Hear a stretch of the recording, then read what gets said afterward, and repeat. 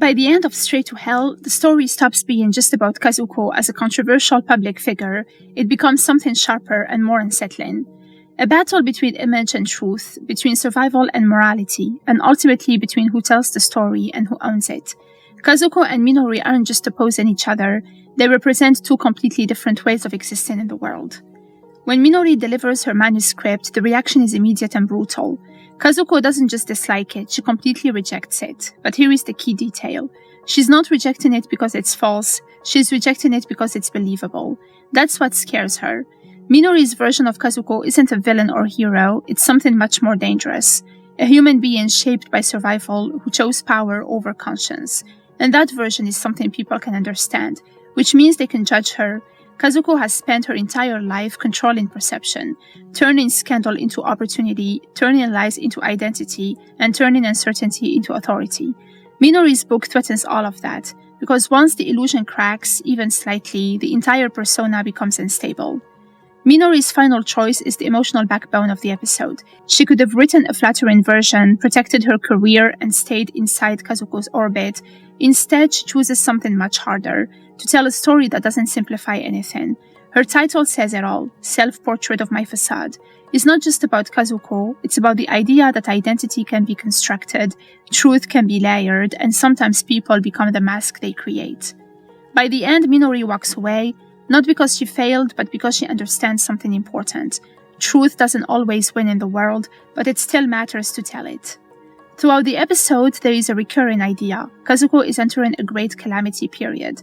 At first, it feels like just another prediction, but by the end, it becomes deeply ironic, because everything does collapse. The expose comes out, her scandals are revealed, and she loses her TV presence. On paper, this is her downfall, but the twist, it doesn't destroy her. Instead, she adapts. This is what makes the ending so unsettling. Even after being exposed, she doesn't apologize, change, or disappear completely. She evolves. She moves from public fame to private control, launching her own platform, making even more money, living on her own terms. Kazuko proves something fundamental about herself. She was never dependent on truth, she was dependent on influence. And influence doesn't require honesty, just belief. That's why her clients never fully abandon her, because what she sells isn't accuracy, it's hope, structure, and certainty in a chaotic world. The scenes from Kazuko's past are crucial to understanding the ending. Growing up in poverty, survival was constant, morality was a luxury, and stability didn't exist. The childhood moment, wanting to scam someone after being scammed, says everything. She learned early that the world isn't fair, so you either control it or get controlled. Her mother tried to teach right and wrong, but Kazuko rejected that framework entirely, and she never went back. Even as an adult, she visits her mother's grave but avoids her siblings. There is a hint of guilt, but not enough to change her.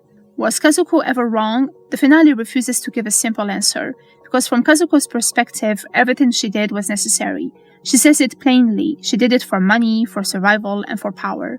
And she doesn't regret any of it. That's what makes her so difficult to judge, because the show forces you to sit with two truths at once.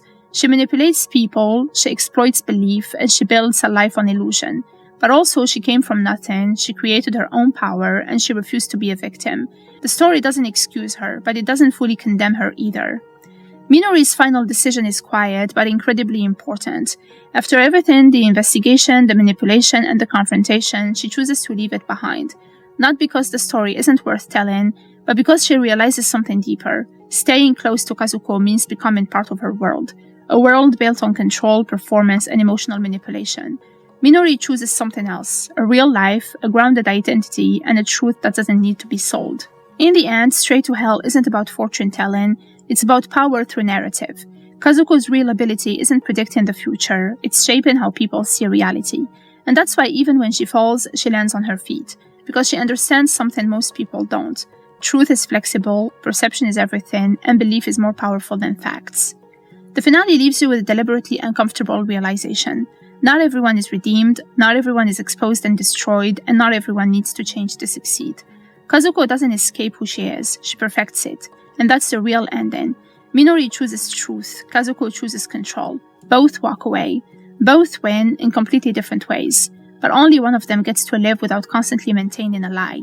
And the show leaves it up to you to decide which one that really is.